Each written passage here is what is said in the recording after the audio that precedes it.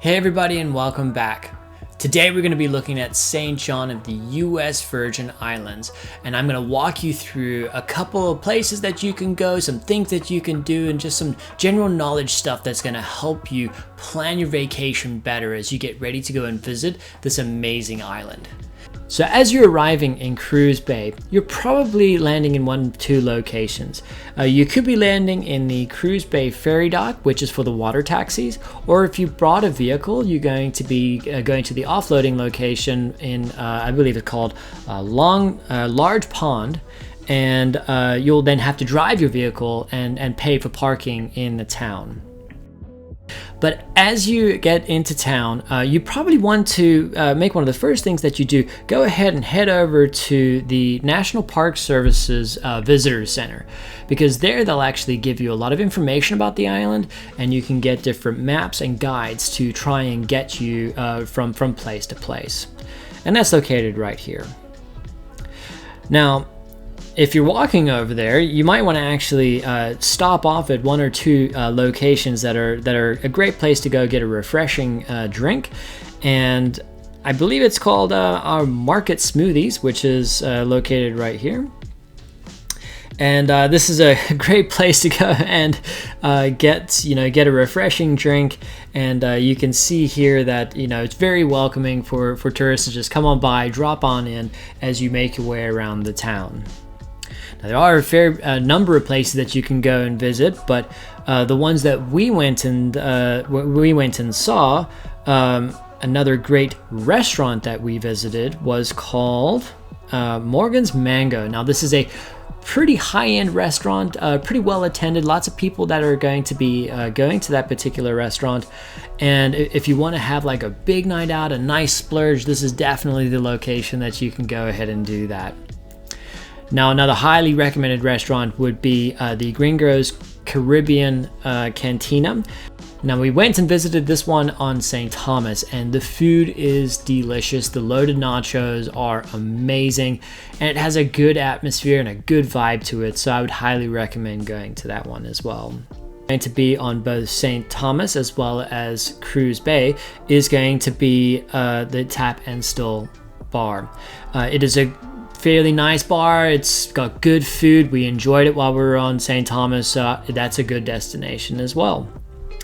Now, if you actually stay in sort of like the center of the town, or right as you get off of the Cruise Bay ferry dock, you'll find yourself in sort of like a central park. And you can go to a couple of gift shops. A particularly good one that we went to was the St. John Spice Company. Lots of choices if you're looking for knickknacks to pick up on St. John to take to your loved ones. And there's a couple of different restaurants as well as a pretty good ice cream shop in this square as well. So as the best way to experience this is to just take a couple of days and really maybe pick the days that are not like really good when you want to be on the beach, when you're kind of just making your way around and looking for something to do. If the weather's not that great or it's overcast and cloudy, pick those days to come down here and spend it in the town. So another destination that we found, which was it was fairly nice to just go and sit and enjoy while we were on the beach, was this location right here called the Beach Bar. Some pictures here. It's right on the beach. You can go and enjoy a refreshing drink. If you can get one of the seats that's out, it's nothing too glamorous, but it is a good place to go and just chill and relax. We actually found there were people that would be trying to rent out their dinghies for however much money for a day or a couple hours, so that you can just go and putter around and just go through into a couple of the bays. And let's see here. If you're into diving, there is a dive shop called the Low Key Water Sports. And let's actually go ahead and take a look at that particular location right there. So they have a pretty user-friendly website. They will go to a number of dive spots depending on what the dive master is feeling for that particular trip. And you'll see here what some of their rates are. And basically, what they say is the conditions are going to dictate where the dive master is going to go ahead and take you for that particular day. Now, if you're going to go to Calf and Cow, which is one particular destination that they can go to, you might want to actually do that one from St. Thomas. It's a shorter distance to get there, and there is a dive shop that is a lot closer. But there's a number of dive spots around this particular area, so definitely a location that you can go to, and it looks like the cost is about what you would expect for doing a 2-tank dive. So now, if you're looking for not just places to dive, but places to go and snorkel, you can actually go ahead and hit up the National Park Service's website. And there is some pretty decent resources that they have that will show you where to go, where you can go on hikes. And so let's go ahead and take a look at some of that content. So if you just go onto the National Park Service's normal website, you'll see that they have a series of interactive maps that you can go ahead and you can enlarge. You can go ahead and zoom in, and it'll start to show you with different levels of detail exactly where your different hikes are, as well as where your different snorkeling spots are. This seems to be, I wish I had actually seen this before we went to St. John, because we would have used this to really help guide us a little bit more on where we went to, what different snorkeling spots we went to, as well as hiking spots. So a really neat interactive map. Now, to do one better, we actually found that there is another.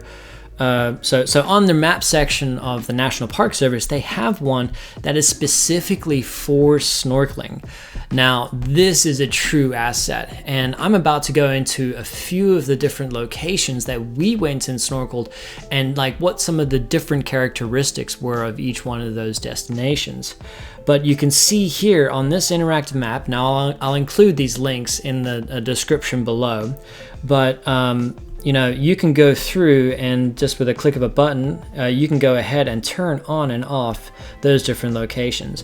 Now, if you're like us and you have a vehicle that we had on island, we would actually try to find a route to go ahead and drive to these different destinations so that we could find the easiest sort of access points and just also good beaches to go and spend some time on. So like, this is a true asset for those who are trying to plan a location to go and do some snorkeling.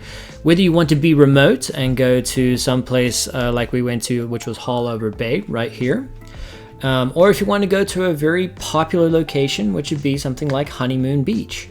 And this is a resource that's really going to be useful for anybody that's really trying to find a way to pick a destination. So let's go ahead and take a look at what it will take to go ahead and get to St. John from St. Thomas. So there are two types of ferries that you can use to get to St. John. You can take one, which is the big Red Barge, where you can take your vehicle across to St. John, which is what we did. Or else you can take one of the water taxis that goes back and forth from the island. Now, one of the bigger differences between these two is the amount of time that it's going to take to get back and forth. But with the big Red Barge, you have the convenience of having your vehicle on island, whereas if you're taking the water taxi, you'll have to find transportation when you get to St. John. But as you make your way, there's a few different destinations that you can leave from, but Red Hook is the closest one and the most common location where you can actually make your way across. And so as you can see here, there is a vehicle barge where pretty much you arrive on time, probably like 45 minutes or more ahead of schedule, just so that you can get your vehicle parked and ready to be actually backed up onto the barge. Or alternatively, you can go ahead and park your vehicle in the parking deck and go to the water taxi terminal and make your way across. Now, once again, primary difference is it's probably going to take about 45 minutes with the big Red Barge, and it's going to be a lot quicker with the water taxis to go ahead and get to Cruise Bay. So if we get back out here and go ahead and zoom in, So one of the biggest differences as well is going to be once you get through to Cruise Bay, the big Red Barge is going to make its way to what's called Large Pond here, where you will be able to take your vehicle off and make your way around the island as you want to. And if you take the water taxi, that's going to take you all the way through to Galga Bay, and you can actually just get off and be right in the center of where the sort of tourists and the restaurants are. So it's pretty convenient in that way. Now, if we go ahead and look at the difference in costs, one of the companies that runs the water taxis is called Varlac. And if we go here to the cost of the prices, you'll see that for one way, it is it says $1 to $8.15 with a one-way ticket. And so you just got to make sure that you're doing that for back and forth. But if you're going to go for a couple of days, you want to have a vehicle, and that's where the big Red Barge comes in. So if we go take a look at what their rates are, now it's going to be a little bit more expensive to go ahead and take your vehicle over there. Looks like it's going to cost about $65 here for a car or a small truck. But it's definitely worthwhile having your vehicle on St. John with you. And you want to have a vehicle that can actually handle a lot of the hills that are on St. John, because there's a lot of driving that you'll do, and it's a lot of ups and downs. And so be sure that when you get to St. Thomas, if you're renting a vehicle, be sure to get one that has four-wheel drive and can handle a little bit of off-road if needed, and just for convenience for you and the people traveling with you to be able to get around the island easily without getting caught up or stuck somewhere that you don't want to be. Okay, so now that we have taken a look at how to get to St. John, let's go look at some of the amazing beaches and things that they are to do while you're on the island.